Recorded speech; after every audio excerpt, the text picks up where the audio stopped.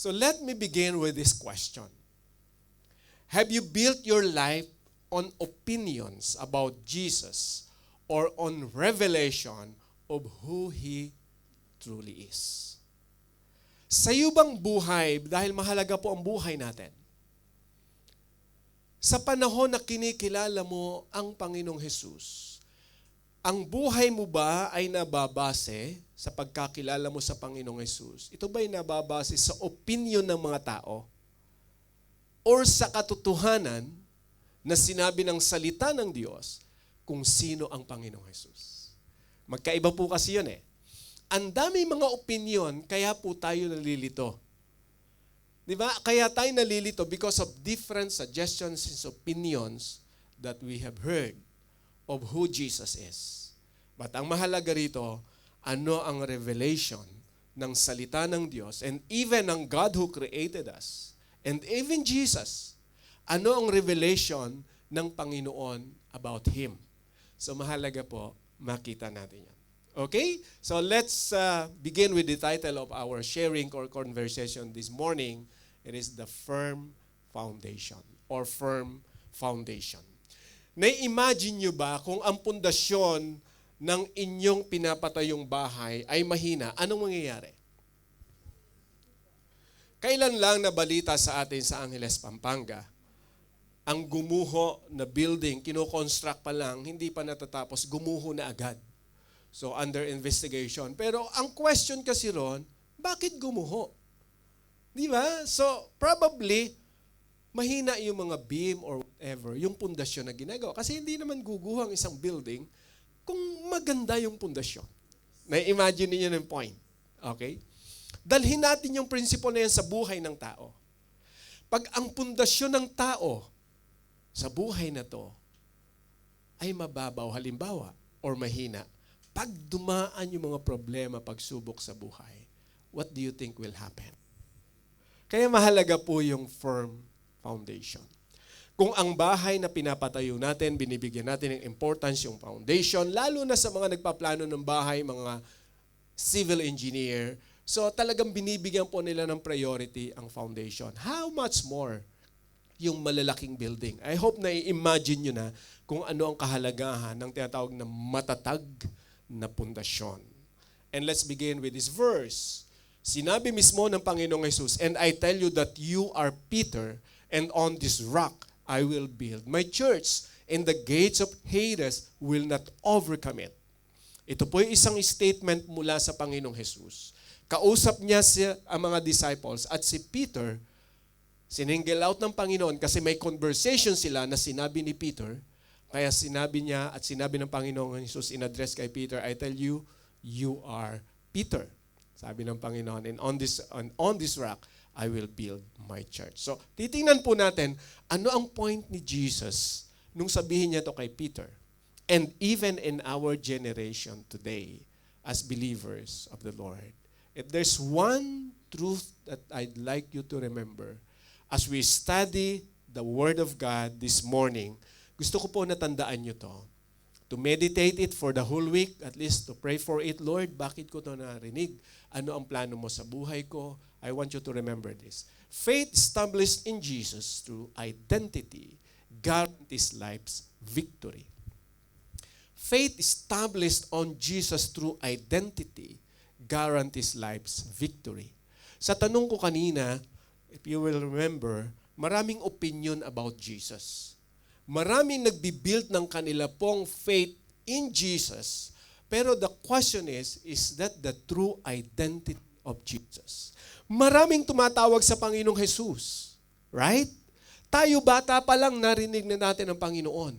At marahil bata pa lang nananalangin na tayo, "Lord, tulungan mo ako, ibigay mo to." At dumarating yung point, pag hindi binibigay ng Panginoon, sumasama yung loob natin. At to the point, nawawala tayo sa ating pagkakilala sa Panginoon. Marami pong taong gano'n nangyayari. I could say, is it normal? Probably because of what we have heard. Para bang hindi kasi malinaw kung sino si Jesus sa buhay natin. If we know the Lord based on a biblical truth, I believe kung tama ang pundasyon, kahit anong unos bagyo ang dumating sa buhay. Kagaya ng isang tower or isang bahay na matibay ang pundasyon, lumindol man, 10 intensity, 12 intensity. Super na yon, ha? Hindi ka babagsak.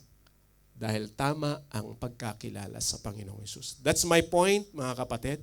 Gusto ko po na makita natin in a biblical point of view, sino ba ang Panginoong Hesus na dapat po natin pagtiwalaan. Kasi po, kung ang pagkakilala sa Panginoong Hesus ay malinaw at maayos, ang buhay sa mundo na to magiging maayos. Palagay niyo po. Kumustahin mo nga ang katabi mo. Naniniwala ka ba? Sabihin mo. Kasi parang yung tingin na natin parang masyado tayong serious na. Okay, di ba? Tahimik masyado. Okay, just relax. Parang yung tension masyado yatang just relax lang. Okay, relax. Malinaw po at gusto kong linawin, pagka ang pagkakilala sa Panginoong Hesus ay maayos din ang buhay. Yung gusto ko po na maging point natin. Okay. Let's read ngayon yung background ng ating pong pag-aaralan. Matthew 16:13 it says, when Jesus came to the region of Caesarea Philippi, he asked his disciples, who do people say the Son of Man is? Si Lord po ang nagtatanong niyan. Kausap niya mga disciples, sino sa palagay nyo or ano sa palagay nyo ang sinasabi ng mga tao patungkol sa Son of Man? Si Jesus po, in-address niya yung sarili niya during the time na nasa pagiging tao pa siya, being the Son of Man. Ang tinutukoy niya dyan ang sarili niya. Parang gusto sabihin ni Lord sa mga apostles at disciples, okay, marami na kayong narinig. Ano ang sinasabi ng mga tao patungkol sa akin? Yun yung tanong ng Panginoon. And then sumagot po sila. They replied, some say John the Baptist. I think ito yung kinanta natin. Some say, so kanina. They replied, some say John the Baptist. Others say Elijah, and still others Jeremiah or one of the prophets. Naririnig ng mga disciples, ganito po yung sinasabi nila sa inyo, Panginoon.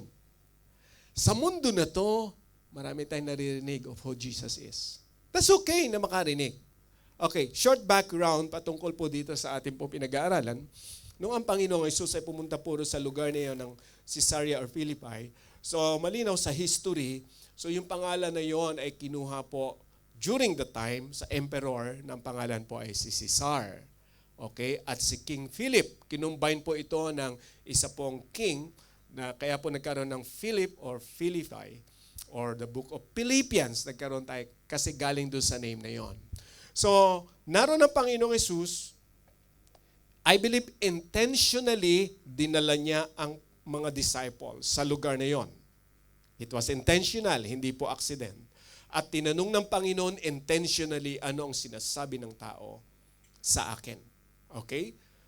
Tuloy po natin. But what about you? He asked, who do you say I am? So na-imagine natin. Then Simon Peter answered, you are the Messiah, the Son of the living God. Now, kung titingnan po natin yung conversation, okay, look at the scenario. Imagine natin yung area. Ang Panginoong Hesus naglalakad kasama ang mga disciples sa lugar ng Caesarea, and then tinanong niya mga disciples, ano sinasabi nila patungkol sa akin? Kayo raw po si John the Baptist, kayo raw po si Elijah, kayo raw po ay propeta. Sabi ni Lord, okay, how about you? Ano sa palagay nyo? Sino ako sa inyo? And then Simon Peter answered, you are the Messiah, the Son of the living God. Mahalaga po yung statement na yan. From this verse, you notice the capital S, Son of the living God. Alam niyo po sa panahon ng Panginoong Hesus, pag ikaw in-address as Son of the living God using capital S, medyo may impact po yan sa kanila. Kasi ibig niyan sabihin that you're equal with God. Pag tinawag kang Son of the living God. But before the Son of the living God, Peter mentioned the word Messiah. You are the Son of the living God. Sabi ni Peter sa kanya, ano po yung truth behind this? If we will look at that statement, mayroong public opinion na tinatawag at mayroong pong personal revelation tayong nabasa. Yung public opinion, yung sinasabi ng ibang tao. But the personal revelation ay yung sinabi ni Peter kung sino si Jesus. Na-notice po natin? The public opinion is, who do people say the Son of Man is? So kung ang basis natin of who Jesus is from public opinion, anong klaseng basis or how firm is that opinion? Is it biblical? Is it the true identity of Jesus? Or that's based on their own opinion na atin pong narinig? So probably, halos lahat po tayo, lumaki tayo sa Philippines. Marami na tayo narinig about Jesus, iba't ibang klase ng opinion, until we realize biblically of who Jesus is. Kaya lalo pong tumatatag ang ating pananampalataya sa ating Panginoong Hesus. You will notice that, mga kapatid, as we study the Word of the Lord, as you study, your personal study of who Jesus is, you will notice some opinions from other people and the biblical truth na nababasa mo of who Jesus is. That's the personal revelation. Kaya dinako ng Panginoon sa kanila, who do you say I am? Ang point ng Panginoon, how about you? Sa iyong pagkakilala sa akin, sino ako? Parang ang challenge ni Lord, yan ba ay base sa opinion ng tao? Or based on your personal knowledge of who am I? Based sa Word. So pansinin po natin yung sumunod. Jesus replied, "Blessed are you, Simon, son of Jonah, for this was not revealed to you by flesh and blood, but by my Father in heaven." Wow. In-affirm ng Panginoong Jesus yung sinabi ni Peter. Sabi ni Peter, you are the Messiah. Sabi ni Lord, you are right, Peter. Why? Because it was my Father who revealed it to you, not by anyone, not based on your own opinion or understanding, Peter. It is by my Father.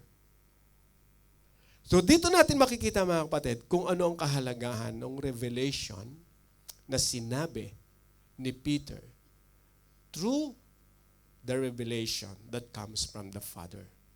In-affirm kasi ni Jesus Pag in-affirm po ng Panginoon, that's true. Gustong sabihin ng Panginoon, totoo ang sinabi mo, Peter. If we will notice po, mga kapatid, ito yung first time na kung saan sinabi ng Panginoon, in-affirm ng Panginoon yung statement ni Peter that you are the Messiah in this conversation. Na ang Panginoong Hesus ang siyang tinatawag po sa Bible na Messiah. Ano bang ibig sabihin po niyan? What is the meaning of Messiah para magkaroon po ng understanding? The word Messiah comes from the Hebrew word Mashiach. Ito po yung original na pagkasalin, which means anointed one. Hebrew, ibig sabihin niyan po yung from the Old Testament writings. Nung isulat ang New Testament, the Greek equivalent is Christos. Nakarating po sa atin yung Latin word na Christos, kaya nagkaroon tayo sa Tagalog na term na Kristo. Tama? That's from the Latin word, Kristo. Jesu Kristo. Yung pong Kristo na yon ay from Christos, which from we get the word or the title Christ. Nang ibig pong sabihin niyan, anointed one. Therefore, if we will analyze and finalize this, Jesus Christ literally means Jesus the Messiah. Jesus the anointed one, or Jesus the Christ. Bakit mahalaga to, mga kapatid? From the Old Testament, if we will study the background of the term anointing, ang ina-anoint po sa Old Testament, una-una is the king. Kapag mayroon pong bagong hari, ina-anoint ni God ang king, kagaya ni King David. Ano pa ho ang ina-anoint ni Lord? The prophets. Ina-anoint ng God ang prophets. Kapag tumawag ang Diyos ng propeta, ia-anoint niya po yon. Ano pa po? Bukod po sa king, bukod sa prophet, the priest. Sila Aaron, yung pong tinatawag ng Panginoon to lead, to guide the Israelites.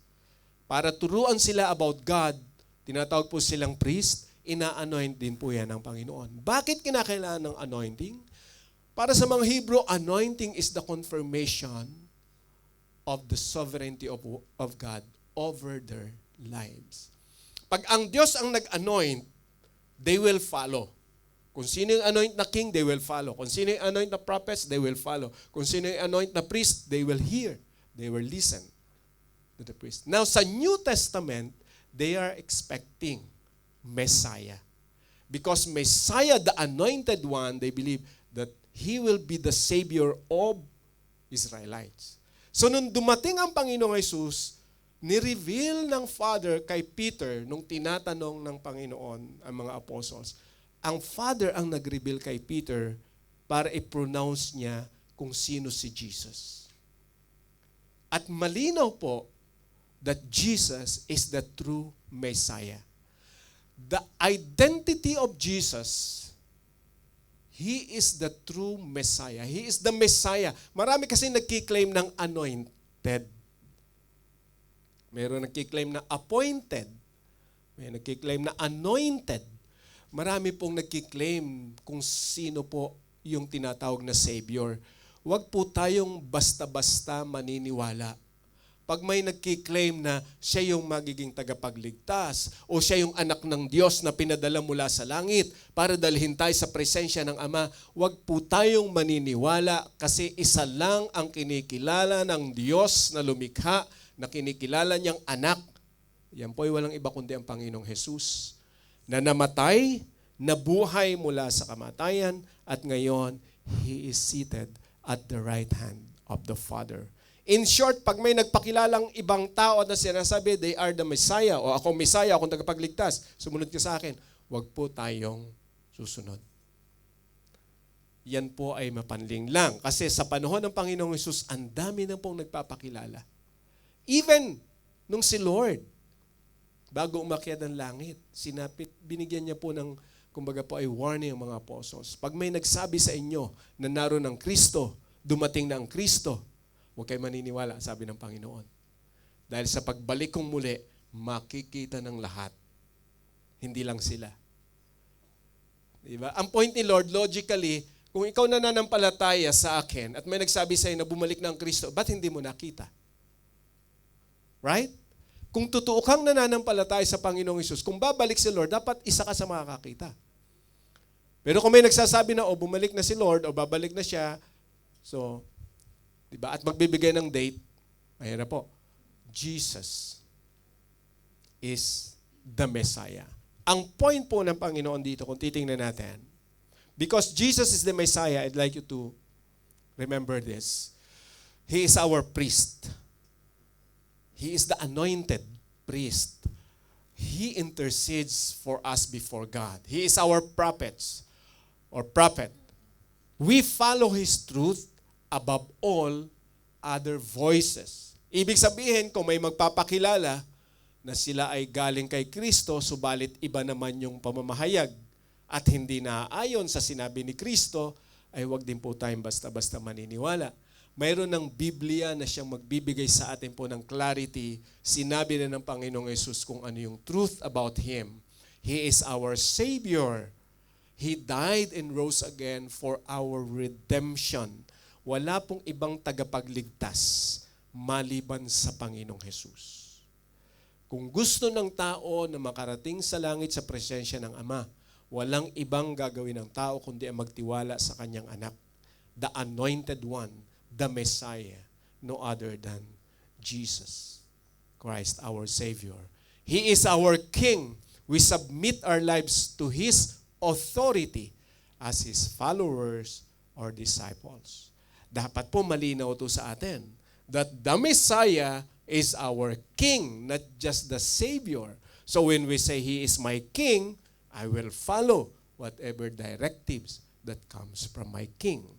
The idea po ng kingship, kung titingnan po natin, ibig sabihin yan, di ba sa panahon ng araw, pagka ang king, may kasabihan sa Tagalog, ang utos ng hari ay hindi mababali. Narinig niyo ba yan? Or panahon lang namin yon. Medyo sa... Ang meaning po noon, pag sinabi ng king, totoo yon. At walang pwedeng kumontra. The same thing sa pagiging king po ng ating Panginoong Jesus. Totoo ang sinabi niya, that's why we follow Him. The authority comes from Jesus. So sa buhay natin, dapat maliwanag po kung sino si Jesus. He is our King and He is our coming King. Because He promised, we await His return with hope. Wala pong ibang nangako na babalik, yung namatay, tas nabuhay na muli, maliban sa Panginoong Jesus. Marami nang nangaral, mga prophets, iba't ibang klase po ng, sabihin na natin, religion or whatever. Walang ibang nangako na babalik maliban sa Panginoong Jesus. Kaya ako po binibigyan ng emphasis to para dalhin tayo sa pananampalataya sa Panginoong Jesus. Hindi dahil sa narinig lang natin kung saan-saan, kung sino si Jesus, kundi dahil sa sinabi ng Bible, sinabi ng Ama through Peter, and Jesus affirms it that He is the Messiah. He is the anointed one. Kaya inisa-isa po natin, pagka sinabing anointed, the anointed priest, prophet, savior, king, and the coming king, lahat po ng title na yan na kay Jesus. Yun yung kagandahan ng ating pong pinagtitiwalaan. Totoong Kristo na matay at nabuhay na muli. Kaya ang sagot ng Panginoon kay Peter, and I tell you that you are Peter, and on this rock I will build my church, and the gates of Hades will not overcome it. Now, bakit yan ngayon ang sinabi ng Panginoon? Sinabi ni Lord kay Peter, I will build my church upon this rock. So pag tinignan po natin mga statement na yan, let me clarify po. The word Peter sa kanila pong original na salin, ibig sabihin po niyan, stone or isang bato na hindi po kalakihan. The word rock na binanggit ng Panginoon doon, ibig sabihin sa original salin is Petra or the bedrock, malaking bato. And the word church na sinabi po ng Panginoon doon is not the building but the congregation or group of believers. Okay, balikan natin yung verse. I tell you, Peter, yan po yung stone. Nang ibig sabihin, Petros. Upon this rock, yan po yung Petra. Nang ibig sabihin, the bedrock. I will build my church. The church is the congregation or believers. Hindi po building. So, na-notice na susundan natin. Ang pangako ng Panginoon, ang itatayo niya ay tao, kalipunan o samahan ng mga tao nang ibig sabihin mananampalataya sa Kanya. Group of believers. Congregation. Hindi siya magtatayo ng literal na building. Nung pong sinabi ng Panginoon kay Peter, I will build my church. And bakit sinabi ng Panginoon, the gates of Hades will not overcome it? Now, imagine nyo po, nung si Lord ay dinala niya yung mga disciples sa Philippi, sa area po na kung saan ay naglalakad ang Panginoon Jesus kasama ng mga disciples during that time. Sa area po na yon, kahit i-search nyo po historically, mayroon dong isang klase ng cave, kuweba, na naniniwala ang karamihan sa mga tao during the time of Jesus, mayroon po silang sinasamba na Diyos na ang pangalan is Pan, P-A-N.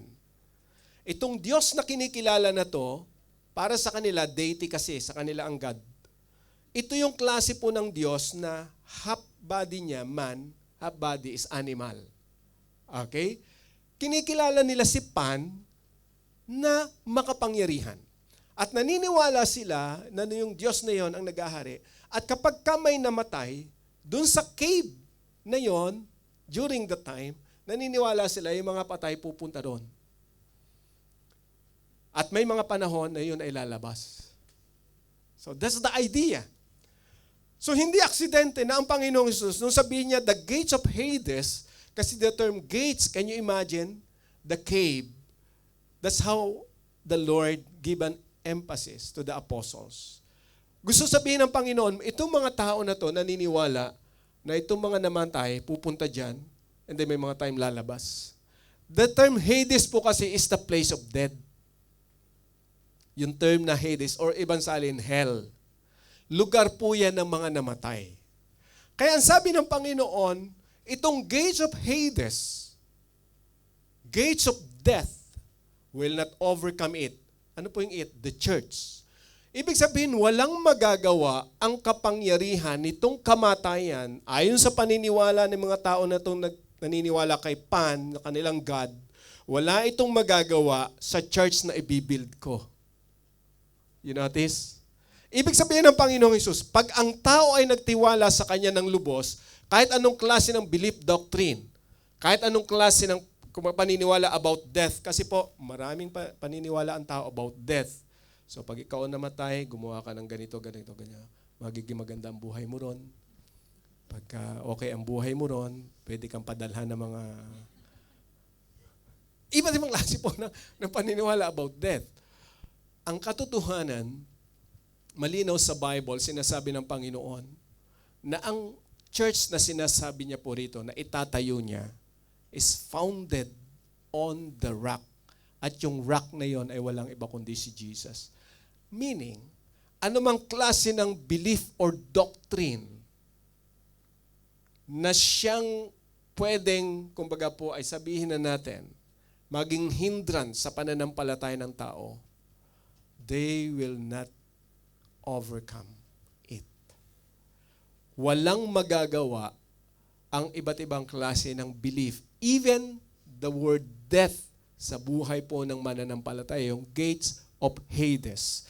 Yung po kasing death, it illustrates the separation. Ang paghiwalayin, di ba? So kung titingnan natin, halimbawa, namatayan tayo na mahal sa buhay physically, nahihiwalay tayo physically sa ating mahal sa buhay because of that death. Spiritually, yung term na death sa Bible po is the separation sa God.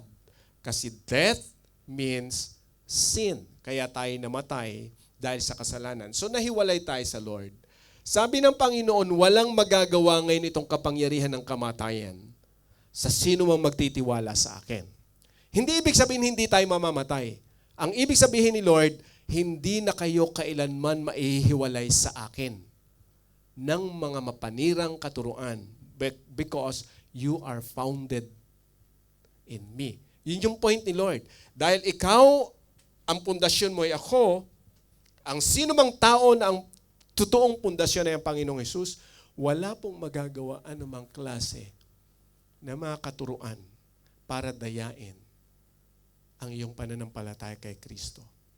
Lilinawin ko lang, dapat si Kristo yung totoong pundasyon. Hindi dahil sa opinion ng ibang tao, but because of the revelation of the Bible of who Jesus is. Kasi kung opinion ng tao, kung mayroon kang tatlong napakinggan, sabi ng opinion nito ni A, si Jesus ganito. Sabi ni B, hindi, si Jesus ganito. Sabi ni C, hindi, si Jesus ganito. Tatlong opinion magkakaiba, sino paniniwalaan mo? Siguro sabihin mo, ayoko na lang maniwala kay Jesus. Iba-iba kasi mga pinagsasabi niyo eh. Nawawala si Lord sa picture sa buhay natin. But if we will go back to the Word of God, malinaw, who is Jesus? He is the Messiah. He is the Anointed One. He is our King. At dahil sa Kanya tayo nagtitiwala, anumang klase ng pandaraya, even yung Hades o yung death na pwede maghiwalay sa Diyos at sa tao, hindi na po kailanman mangyayari yon. Bakit? Because of Jesus. Si Lord na po yung may kapangyarihan sa buhay natin para ilapit tayo sa Diyos. Kasi sa ating pong kakayanan, hindi natin kaya yon. But because of Jesus, mapapalapit po tayo. So dito natin makikita, it illustrates of who Jesus is. Maliit na bato, patungkol po yan. Di po ba sabi ni Lord kay Pedro at si Jesus yung malaking bato. It illustrates sino ang pundasyon ng ating pananampalataya. Dapat si Kristo. Kung gusto nating lubos na makilala kung sino ang Diyos, dapat kilalanin natin sino si Kristo sa buhay natin. Dapat hindi lamang dahil sa opinyon, kundi dahil sa katotohanan na sinabi ng salita ng Diyos. kung sino si Kristo sa ating buhay. At kung itutuloy po natin yung ilang mga verses, as you come to Him, the living stone, rejected by human, but chosen by God and precious to Him. Si Peter na po ang sumulat niyan sa 1 Peter 2, chapter 2, verse 4, kinonfirm niya kung ano naman ang kalagayan ng mananampalataya sa Panginoong Jesus. You are the living stone. As you come to Him, the living stone, rejected by human, but chosen by God and precious to Him. Pansinin po natin, you also like living stones. So dito natin makikita kung ano ang kalagayan ngayon ng mananampalataya. Ang Panginoong Hesus yung totoong pundasyon, is the bedrock, the living stone. Sabi ni Peter, you are like the living stone, are being built into the spiritual house. Ito na po yung pinag-uusapan natin, the church. A spiritual house is the group of believers to be a holy priesthood, offering spiritual sacrifices acceptable to God through Jesus Christ.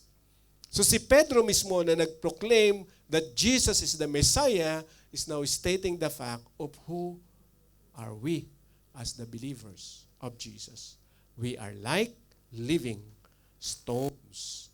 So pagtuloy po natin, kinote niya po yung sinabi ni Isaiah sa Isaiah 28 verse 16, for in Scripture it says, see, I lay a stone in Zion, a chosen and precious cornerstone, and the one who trusts in Him will never be put to shame. Si Isaiah, almost 700 years before the birth of Jesus, nagprophesy at kinote ito ni Peter.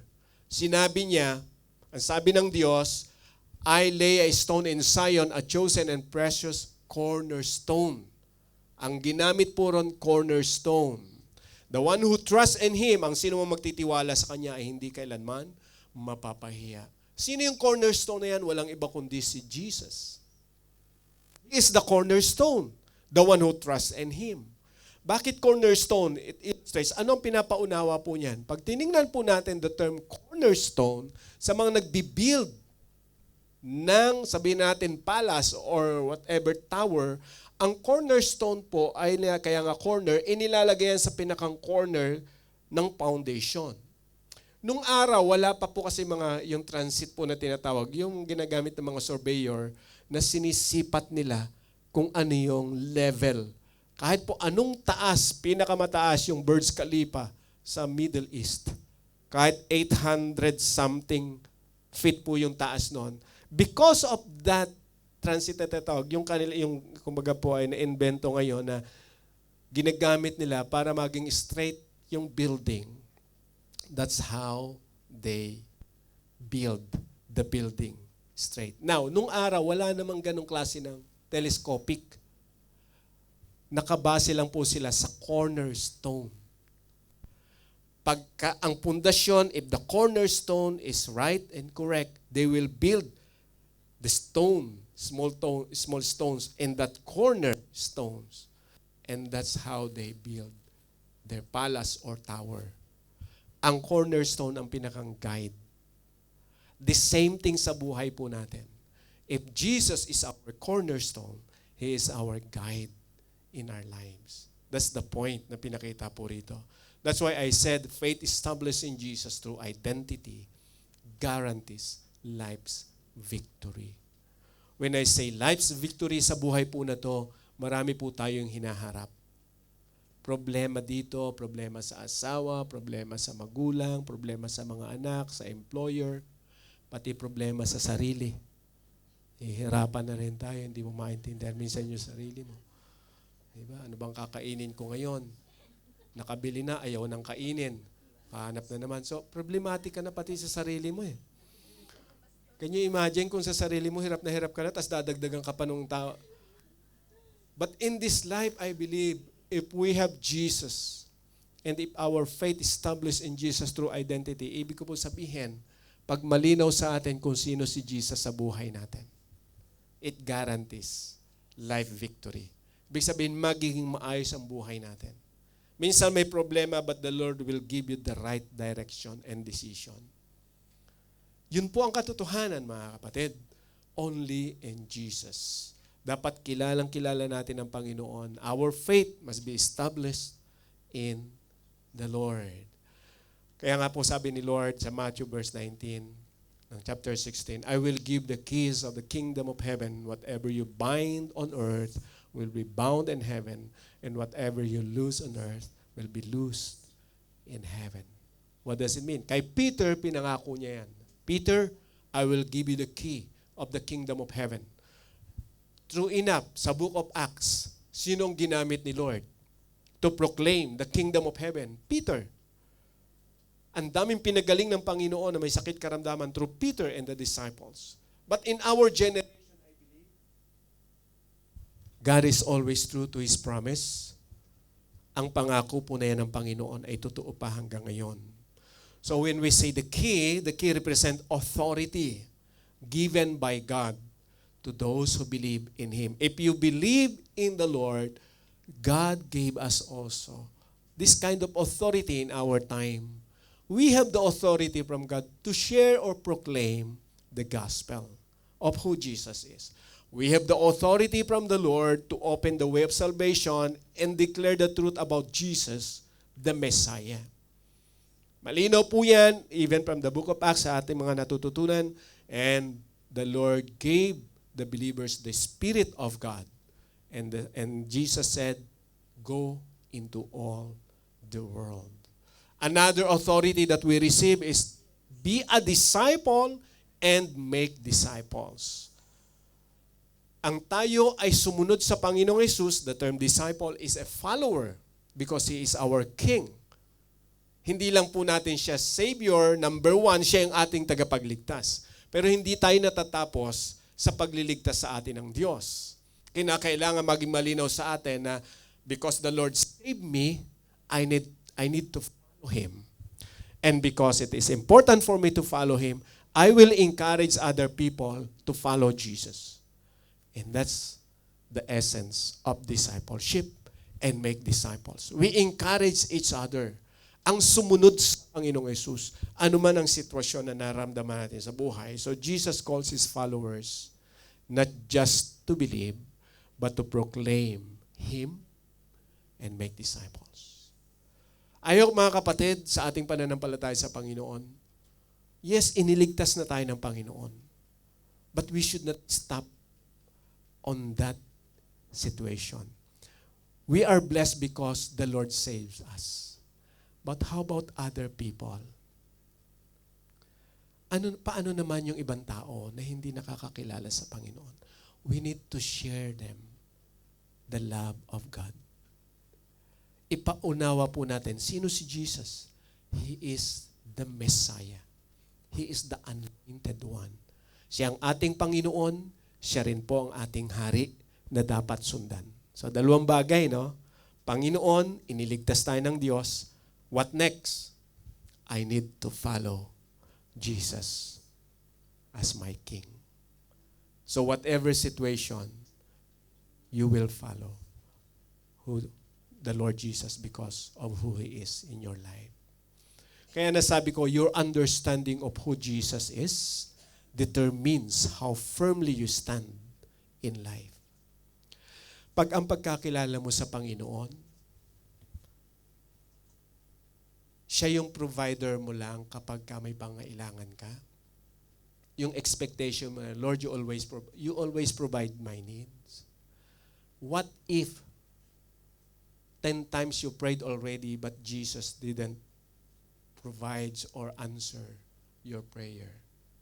Magbabago na ba yung pagkakilala mo sa Panginoon? Masasabi mo ba sa sarili mo, pambihira naman, Lord? Sa tinagal-tagal ko na ng paglilingkod sa inyo. Tagal ko na kaya, Lord, sa WIN. Tagal ko nang uma-attend sa church na yan, Panginoon. Pero itong simple lang na prayer ko, hindi mo mapagbigyan. Ayawan na. Sana hindi ganon. Sana hindi ganon yung pagkakilala natin sa Panginoon. We heard a lot about Jesus. Gusto ko maging clear ito, that the Jesus who resides in our heart is the true Jesus who died, rose from the dead, now reigning as the King of Kings, and He will come back because His promise is true. Ano man yung pahihintulutan ng Diyos sa buhay natin na mangyari, may problema tayo, whatever it is, just submit to the will of the Lord. He knows what is best for you. Lord, bakit may problema ako na ganito? Humingi ka sa Lord ng wisdom. Tuturuan ka ng Diyos. Binigay na niya sa iyo ang pagliligtas. How much more yung pangailangan natin sa mundo na to? Imagine that. Sapat na yung buhay ng Panginoon na binigay niya para sa atin.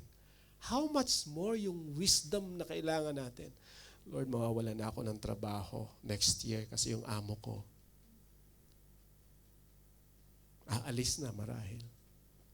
Anong gagawin ko, Lord? The Lord will give you wisdom. A decision para hindi ka ma-divert kung saan mang desisyon na mapapahama ka. The more na magtitiwala ka sa Panginoon at kung may pahihintulutan ng Diyos, tatanggapin mo yon. Because alam mo, mas alam ng Panginoong Hesus yung makabubuti sa iyo na hindi mo nalalaman. Your understanding of who Jesus is determines how firmly you stand in life. Kaya yung tanong ko kanina, have you built your life on opinions about Jesus or on revelation of who truly Jesus is? Let's review, mga kapatid. Saan nakabuilt yung pundasyon natin sa pagkakilala sa Panginoong Hesus? Dahil narinig natin, bata pa tayo, narinig natin si Jesus ganito. It's good na nakarinig tayo about Jesus. But try to analyze, sa panahon na grabe yung problema natin, where is Jesus na pinagtiwalaan mo? Nakikita mo ba siya? Or gumagawa ka ng sarili mong direction kasi feeling mo wala namang ginagawa si Jesus eh. Kala ko ba Lord siya? Bakit? Yung problema ko ganito kalaki. Bakit nangyari ito sa buhay ko? Ang dami nating bakit.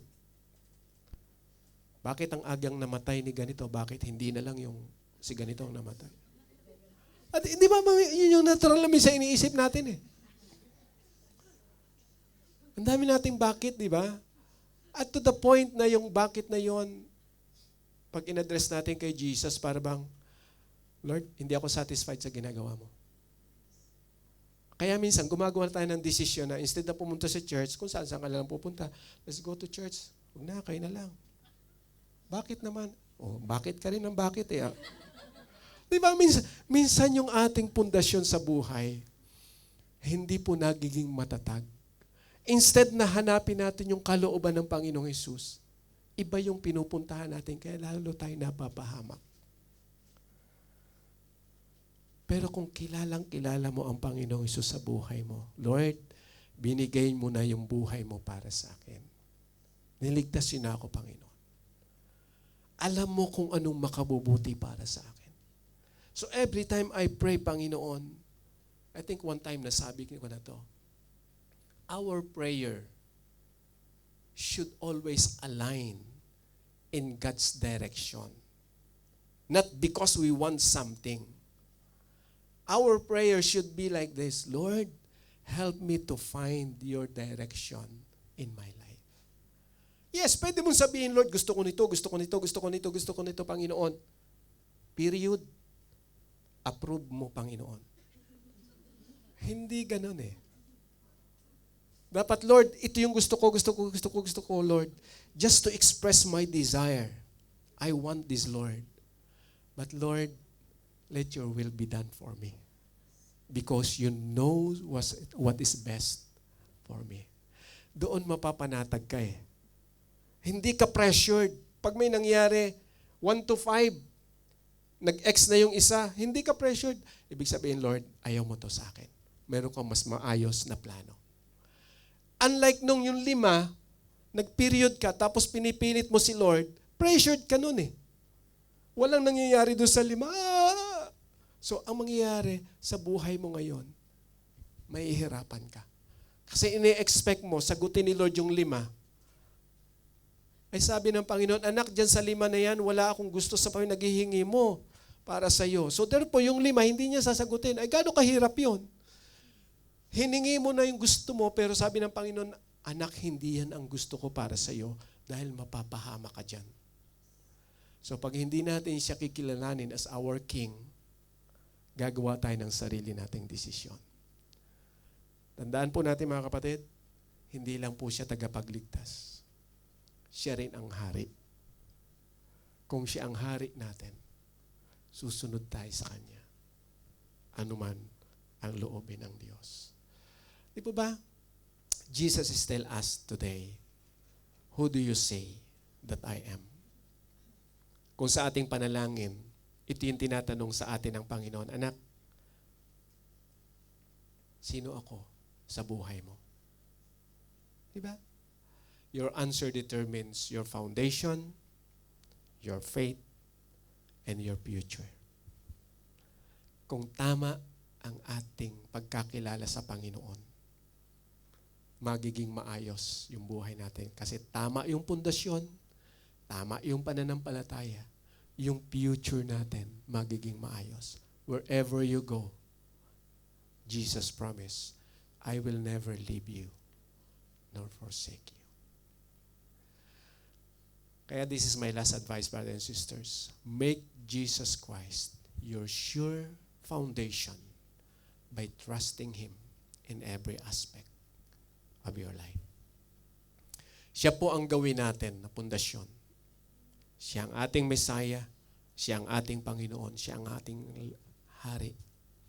Ano man ang plano mo sa buhay, ipagkatiwala mo sa Panginoon. Dahil siya lang ang may magagawa para sa iyo.